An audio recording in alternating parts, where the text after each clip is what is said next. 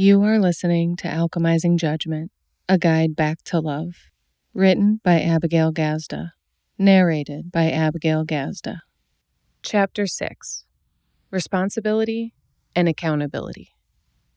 We have taken two really crucial steps in this process, and they were big ones. Understanding judgment and projection are whopper-sized lessons, and I commend your expansion. Can you sense yourself becoming an alchemist yet? I'm going to keep diving deeper into the work, and it will likely keep stretching you. I want to shine a light from the end of the tunnel to tell you that the integrity pillar is the heavy lifting in this book. We are working on removing gunk that has been around for years, and so naturally, it might feel like a lot of exhausting work. I want to reassure you that you are doing great. Because you are doing decades worth of work, this book may feel like a lot to take on in one read. That is okay and a natural feeling if it is what you are experiencing. Do not be tough on yourself if you feel like it is too much too soon. This is a guidebook in the sense that you may reference it time and time again to return to the work when you need a refresher. Take what you can and leave what feels like too much for a later read. This is life-changing work, my love, and you are doing great. Let's keep going and growing. We have been uncovering a lot of information so far, and this chapter is all about working with your new awareness. It is about shifting from knowledge to wisdom. What you know doesn't serve you. Repeat after me. What I know doesn't serve me. You can memorize and recite the entire dictionary and never apply that knowledge to your life because there is a difference between what you know in your head and what you own in your heart. To internalize these lessons of this book within yourself is what makes them your truth. To shift from intellect to ownership will transform you from a student to a teacher. This is your responsibility in life. You do not have to accept this obligation, but remember, this guidebook is to help you thrive. To make that task more inviting, I have promised to take the complexity out of the mysterious concept of alchemy. I feel called to do this for those of you who are like me, the ones committed to this task and equally baffled by the process. I remember certain leaders encouraging the work and not offering guidance through the journey. I remember feeling so lost, confused, frustrated, and alone at certain stages of my transformation because of this. I am determined to provide you the support I was seeking, and I am committed to walking this journey with you. So I am laying this out for you step by ever-loving step. When reviewing this book, my editor Val asked me about the order of the pillars. I explained to her that this was the first book I had ever written in chapter order, word by word, page by page, trying to have my fingers keep up with the streams of consciousness flowing like whitewater rapids. It was a phenomenal experience that stretched me as a writer and leader in ways that I imagine it will stretch you as a reader. Walk the path in faith. Allow yourself to be led through this book, and I promise to keep dropping breadcrumbs of guidance along the way. As you make your way through each chapter, your load will lighten. Each chapter is designed to help you drop mental and emotional weight and have you floating, maybe even soaring by the end of it. This is a chapter all about responsibility, accountability, and application, as well as a big instructional step in transformation. I value this upcoming material greatly because it has so much to do with my own sense of purpose. Unleashing heart so that you may live out your authentic leadership in this world. It is about seeing and accepting that you have an impact on this world. It is not a matter of if, it is a matter of how. Think of 5 very different people you know and notice the impact they have on your life. Think about the energy they bring into a room and how your body feels around them. Think about what thoughts you think in their presence and what you are left with after they leave. Think about the ways that each person influences your feelings about yourself, others, and the world. Notice how your energetic experience shifts when thinking about each of these 5 individuals. This is impactful. You have impact. You must become aware of this if you are going to become an alchemist. If you desire to transmute any and all energy back into love, you must become hyper aware of the energy you naturally emanate. You must become 100% responsible for your impact. You cannot shift what you cannot see. Therefore, you must become aware of your impact before you can elevate it. One effective way of doing this is to consider all of the things that I invited you to consider about others, and instead consider them in reference to yourself.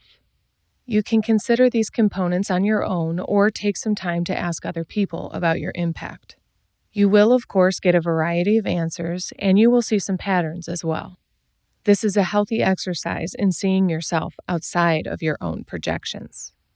To find out that you talk about yourself more than you listen to others, and that it is draining for those around you, can actually cause you to choose a new way of being. Your discovery that you seem emotionally unavailable can become an invitation to open up and express yourself more. To unveil that others feel safe and comfortable around your grounding calmness can encourage you to be that way with more intention and commitment. Awareness is a powerful tool that gives us choice. You can choose your way of being. You can choose what you put out into the universe. You can choose your impact, and when you are doing that, you are choosing to receive greater blessings in return. Think of yourself as an electronic device. You are sending out waves and signals that cannot be seen by the naked eye, but they can be sensed by the heart.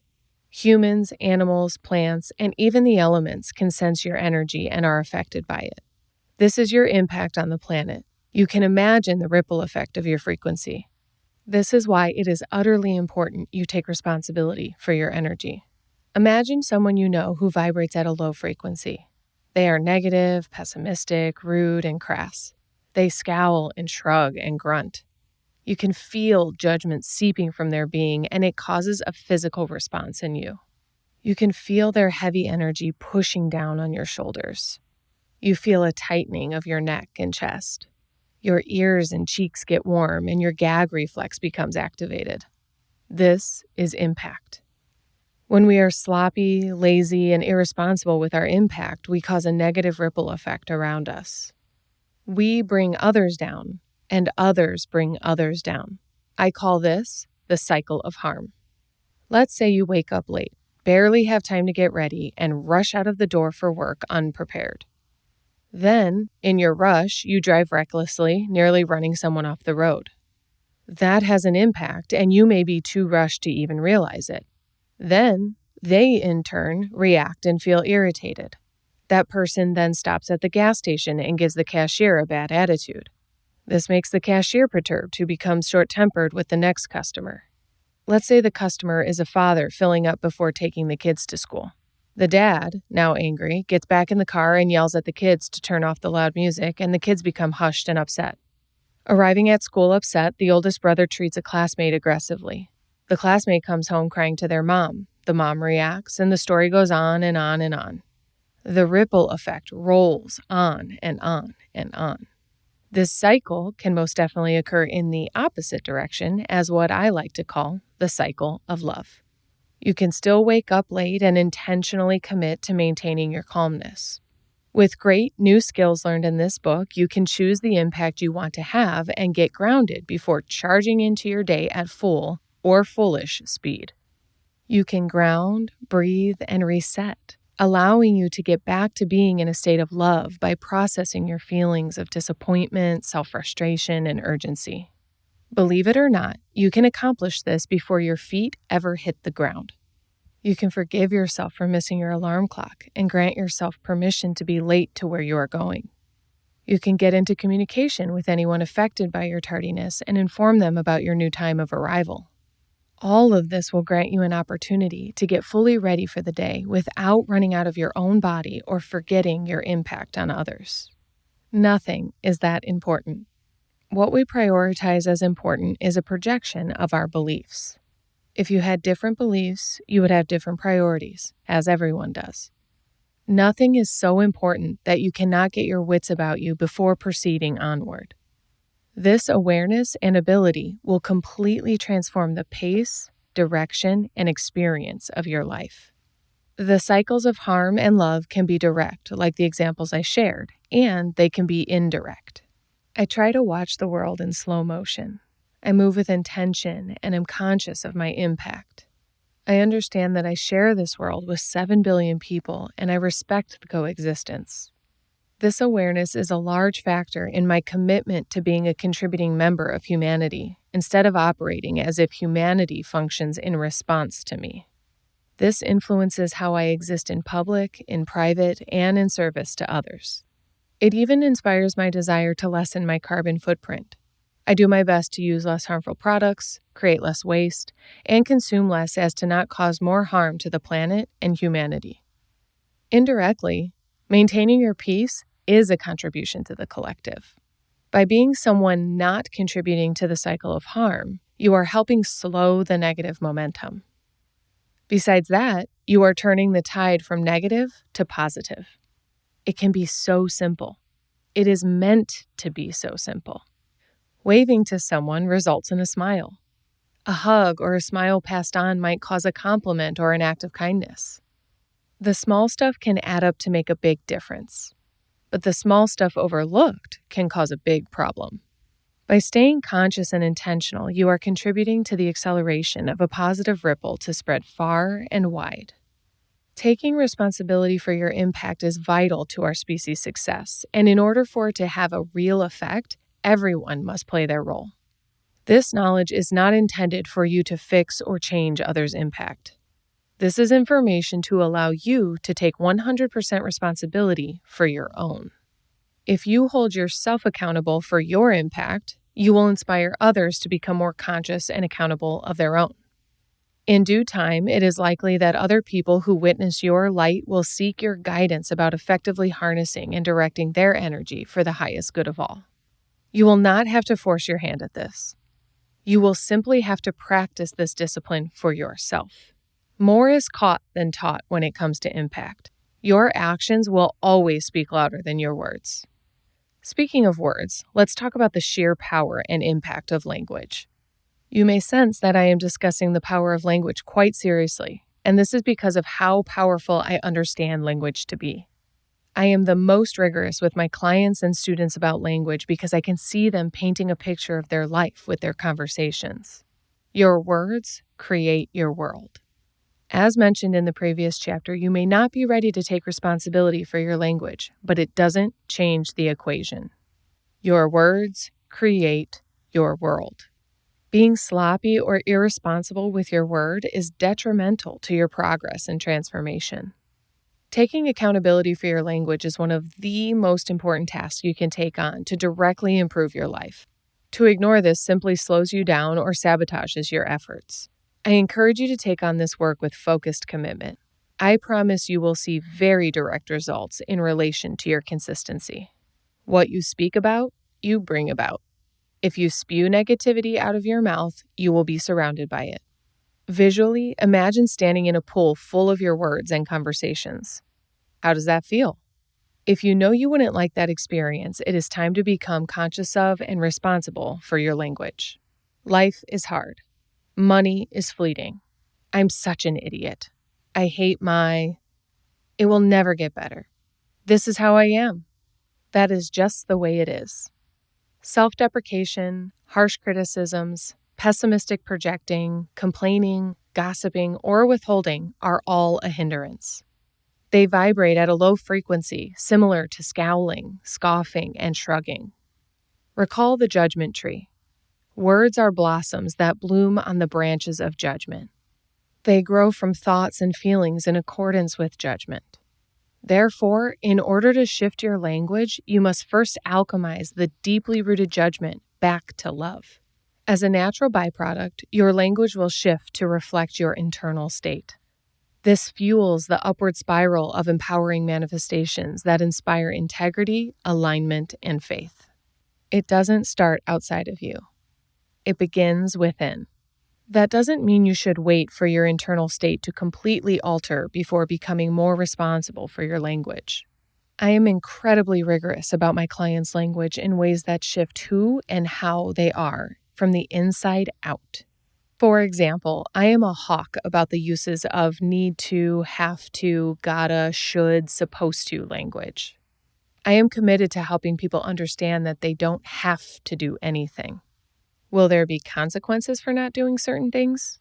Of course, but I make my clients consider themselves at choice about every single thing in their lives. I will go into depth about being at choice later. For now, I challenge you to become more intentional about your word selection.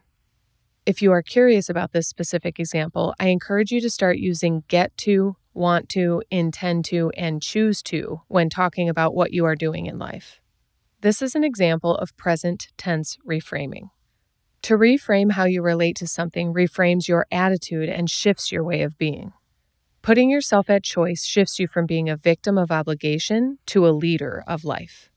As promised in the last chapter, I will explain how to reframe your past in a way that helps you release it and therefore prevent it from adding more mental and emotional weight. You came here to live. So far, you have lived.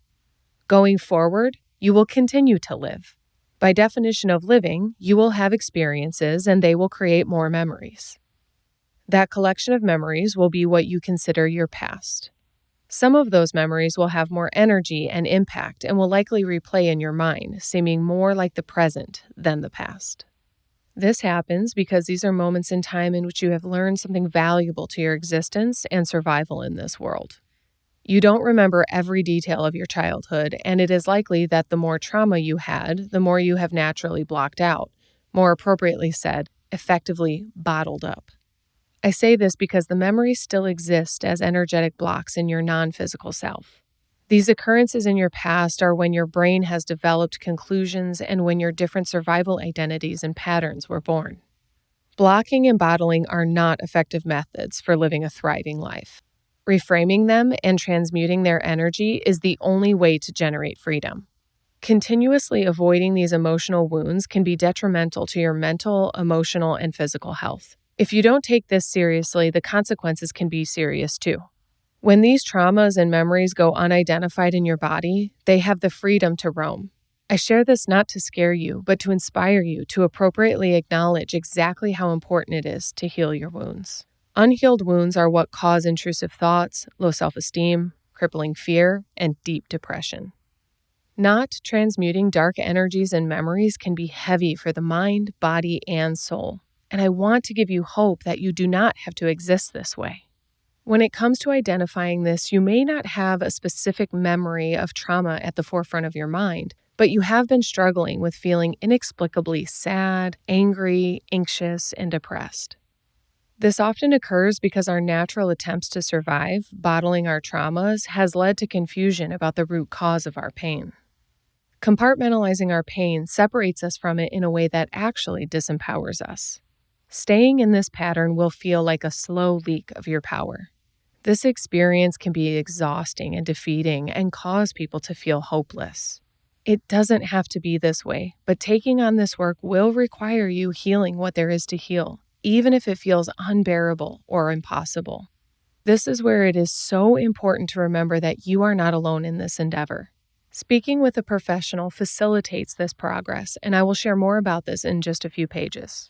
Quite often, trying to do this work alone can trigger more confusion, loneliness, and hopelessness. If healing on your own worked, it would have worked by now. Again, I do not say that to scare you.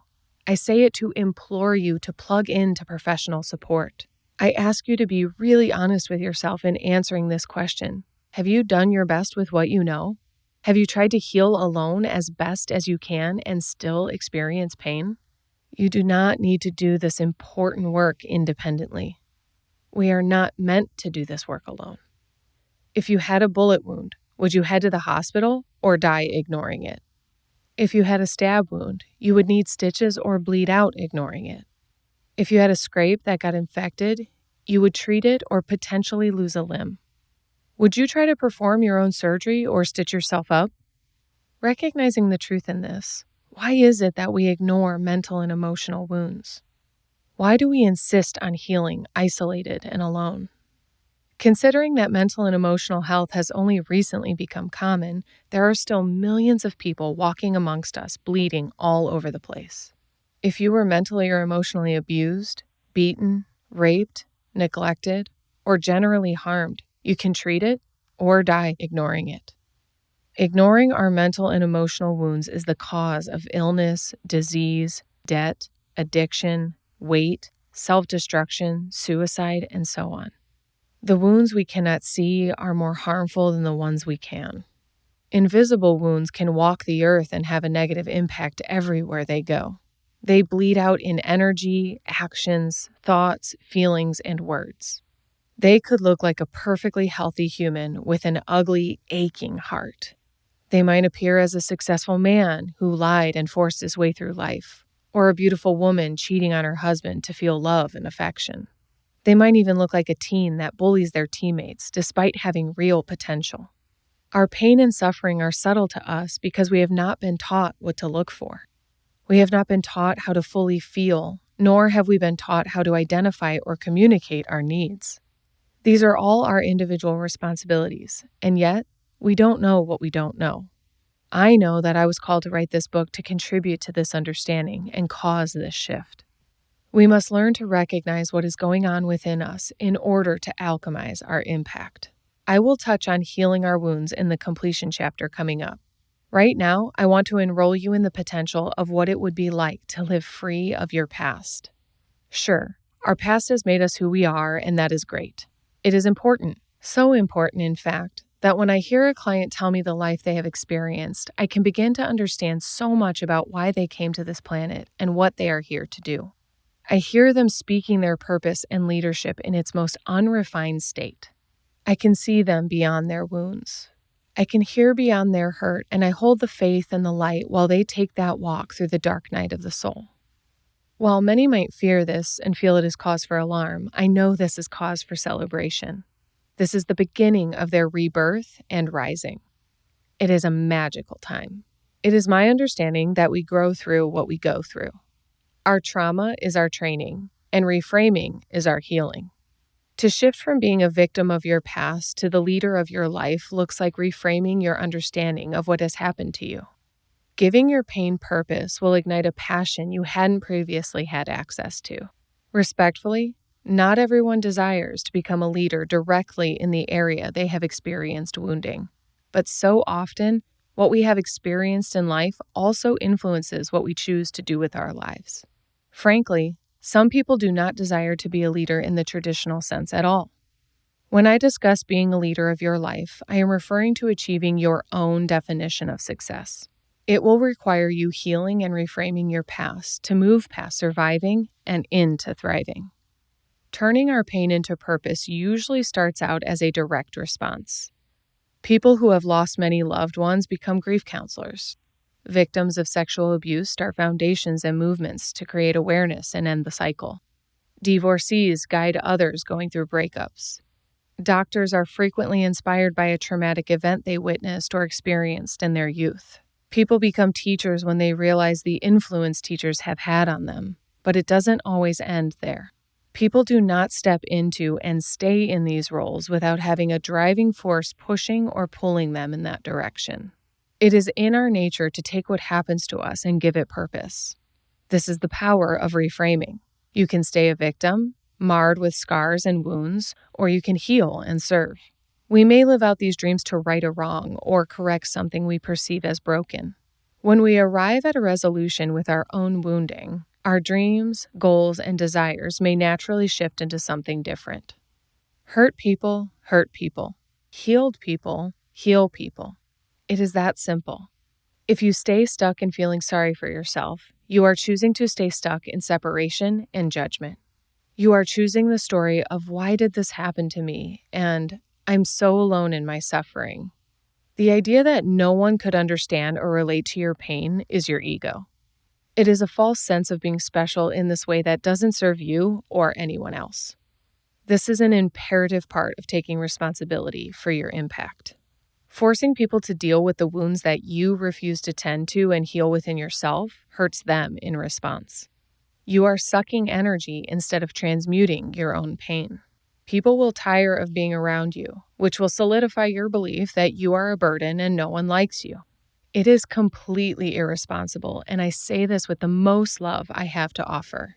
I lay this out flat and clear because you have more to offer than that. However, no one can hold you to your own potential if you are not willing to live up to it yourself. No one can force that upon you.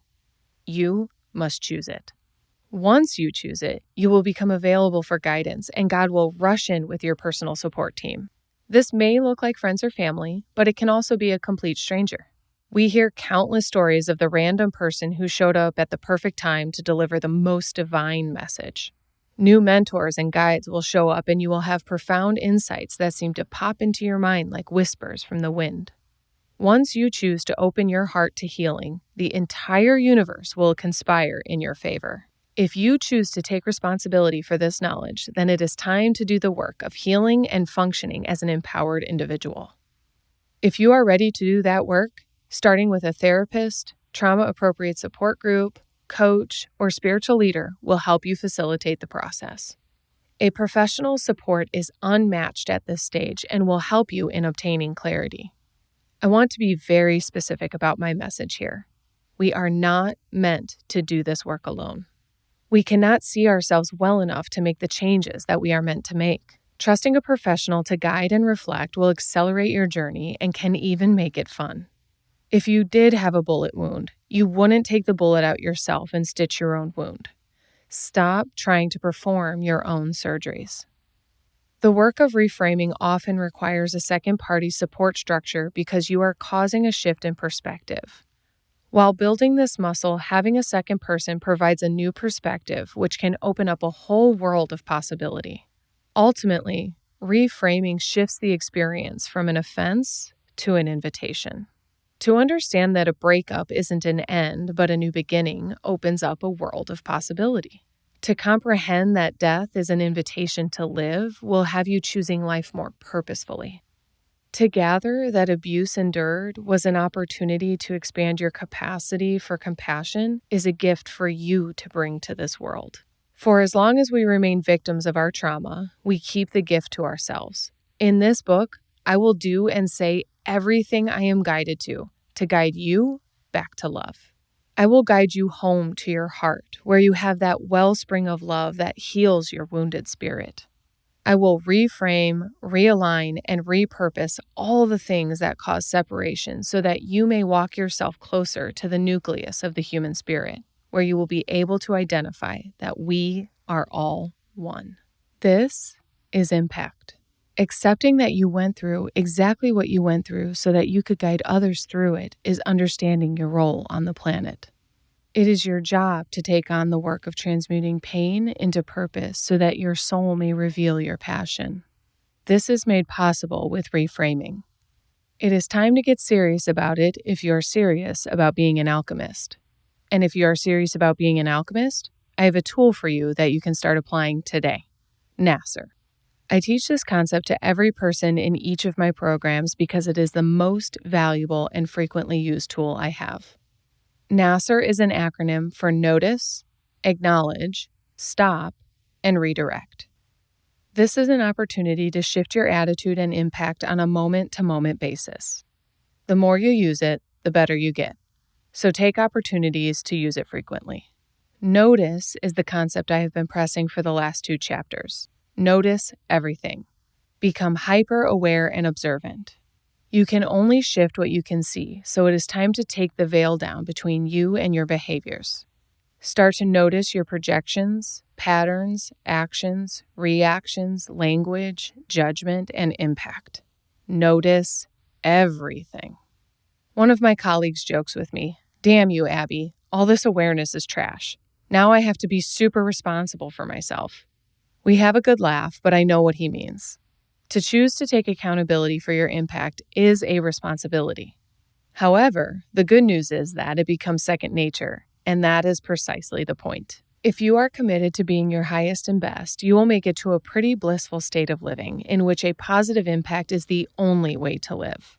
If you are doing this moment to moment, that fog will lift and you will suddenly notice that you are living a thriving life. So notice all of it. For the sake of sharing this tool, let's say you are shifting self-defensive patterns. You have to notice when you are offended, intimidated, off-put, checking out, getting annoyed, and of course, getting defensive. Next, you must acknowledge what you notice. If you are really committed to this transformation, I 1000% recommend acknowledging out loud. Verbally articulating the acknowledged step will accelerate the transmutation. This might sound like, I notice I am offended, getting defensive, and checking out. You may decide to speak yourself all the way through it by saying something like, I recognize that I'm doing what I would normally do in this situation. I am pissed off and annoyed and now mad that I am mad about this, and I don't want this cycle to continue. Speaking these thoughts out loud facilitates processing. It also helps us disassociate with the thoughts and feelings when we responsibly let them out as words. This is valuable to do in front of a mirror or alone to get started. You are working to transmute your energy, not puke it up on someone else for them to clean up. When we do this, we naturally hear ourselves in new ways. This alone opens up worlds we have never had available to us before. Once you feel as though you have effectively noticed and acknowledged, it is time to stop. Stop the pattern, habit, or way of being right where it is. No more griping or sulking. To create muscle memory recognition, you can do something to the effect of clapping your hands or snapping your fingers to signal the stopping point. There are some days when simply stopping feels impossible. At these times, it is important to remove yourself from the situation or conversation that is triggering your pattern. Remember, nothing is so important that you can't take at least a 5-minute or 5-day break and come back to it. Creating distance between you and the trigger will help you regroup and recalibrate so that you may choose the reaction and impact you truly want to have from choice, not impulse. One other strategy when the trigger train is rolling full steam ahead is to actually choose how long you would like to stay triggered. For example, I have clients who come to a call complaining about an ongoing problem with a coworker. When we use NASR, we notice what is actually being triggered and acknowledge it. This doesn't mean the emotional impact has subsided yet. In this case, I ask my client, how long would you like to stay mad for? I literally expect a time frame answer. Usually the first time I do this with someone, they laugh at me and think I'm joking. When I ask again, they are already distracted from their emotion and start calculating how long they would like to stay in their emotion for. This response can range from 5 more minutes to 5 more days. I always grant them whatever time frame they choose, but the point is that they are at choice. From that point, I ask them to choose to have their emotions on purpose. Take your seat as the mayor of Pity City, I joke with them, and even if they are still in their feelings, they get it and agree. Being at choice about our emotions changes the game. Instead, you are now choosing your own disempowered state of being, and let me tell you, that doesn't last long. From here, we have the step of redirection. I would like to start the last step by saying that this tool is ineffective if you skip a step. Skipping steps can be detrimental because you are rushing past understanding what is happening within you. Many folks want to go from noticing bad thoughts straight to redirecting their thoughts. Wrong-o. I have taught this tool thousands of times, and most people realize they use it naturally, but don't recognize it as a 4-step process. With this knowledge, identifying which step is missing or weak for you becomes much easier. I encourage you to use NASR fully and in its defined order, and you will find yourself using it dozens of times per day. I also have an audio explanation of NASR on my Hearts Unleashed podcast episode 80 at heartsunleashed.com/podcast. Redirecting is important, and it is not about positive affirmations. It's not about pretending to be okay when you're not. Redirection is about getting back to your own empowered energy. It's about getting back to being you. So when you consider redirection statements or activities, it is about vibrating at your authentic frequency. That is why fluffy thoughts and affirmations that aren't true to your heart won't work. Something that I do with my clients when discussing redirection is to create a toolbox for this step. I work with them to create a list of things to do depending on the time available for a reset. I will share my own. If I have 2 to 5 minutes, I will have a dance party to one of my favorite anthem songs. If I have 5 to 10 minutes, I will go outside barefoot, breathe fresh air, and focus on nature and my body. Within 10 to 20 minutes, I will read my daily devotionals and journal. If I see it to be the most helpful, regardless of the quantity of time, I will pick up the phone and call my coach or a colleague to support a clearing process with me. Beyond 30 minutes, I may choose rollerblading, a surf session, writing, a bath, and more. The whole point is that I know what Abigail would love to do to feel like Abigail again. You must learn and utilize the resources available to get yourself back to being you. By the time you have completed this exercise, you will feel empowered to break cycles, establish boundaries, identify and communicate needs, and more. This is my favorite and most effective tool of sustainable and lasting transformation.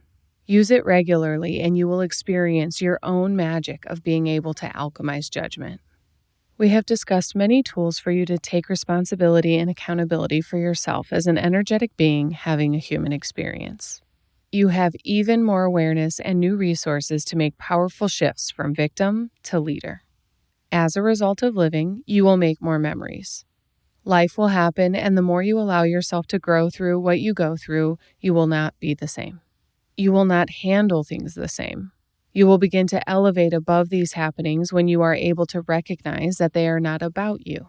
An alchemist is a human aware of its true nature and power. An alchemist respects the law of impermanence, which is simply nothing lasts. Everything passes, and when you respect that infinite truth, you will be liberated from the suffering of our humanness. So, I challenge you to observe everything as temporary. View every situation and emotion as a breath in the wind. Let them come and go without watching any of them too hard. I mean this for everything in life. When you understand that everything is temporary in nature, you can decide where you really wish to exert your energy. When you realize your own impermanence, you will take more responsibility for your time here. This is the work of an alchemist, constantly expanding your consciousness beyond your being to access the divinity in each situation. Find the holiness in every single interaction and choose your impact accordingly. You have been trimming that judgment tree. You are out on the thinner limbs that require the use of different muscles, ones you've never used before. You are going further than you've ever gone, and it will take you further in life than you have ever been. Just keep climbing. Thank you for listening to this reading of Alchemizing Judgment. If you enjoyed this reading, please like this video and comment a review below. I also invite you to subscribe to my channel, Abigail Rose Gazda. To read and listen to more of my books, visit abigailgazda.com/books. Thanks for tuning in.